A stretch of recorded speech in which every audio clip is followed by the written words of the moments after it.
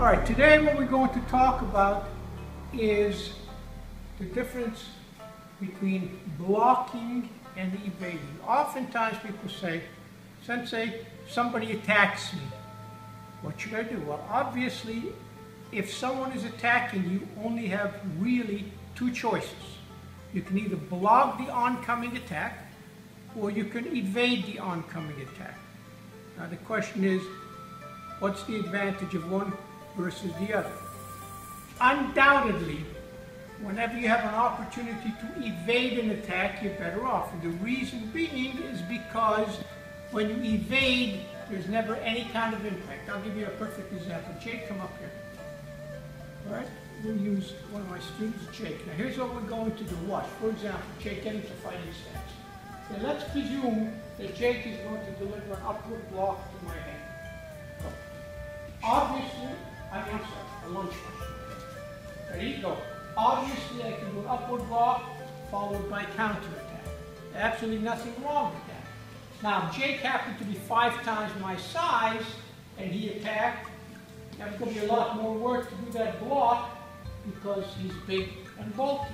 On the other hand, regardless of how big Jake is, stand over there for a minute, regardless of how big he is, throw the punch quick and hard. If I move out of the way, it really does not much matter whether he's strong, powerful, because there's absolutely no impact. Now, of course, evasion has other problems to deal with. If I do the block, I am in a perfect position to instantly counterattack.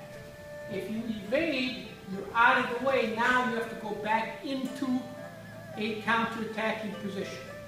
So one of the most important things to remember, although I advocate consistently evade as opposed to blocking, what you have to remember is that evasion requires that you set yourself up in a very good position to instantly counterattack. So for example, if Jake were to attack and I get out of the way, go here.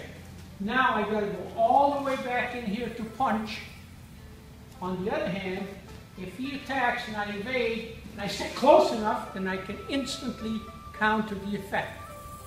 So though evasion is better than blocking, keep in mind that when you evade, you have to position yourself perfectly for counterattack as quick as possible. And at the same time, your foot position has to be in a solid stance.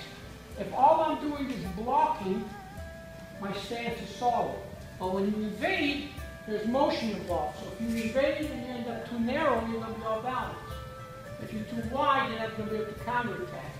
So footwork becomes very important. So let's say Jake attacks, and I go here. I got to be in a good solid position. So right now, for example, if I take him out, side kick to the leg, I've accomplished the job.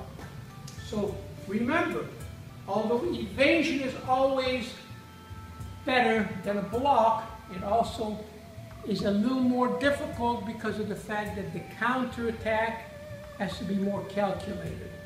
So keep that in mind. Evasion versus blocking.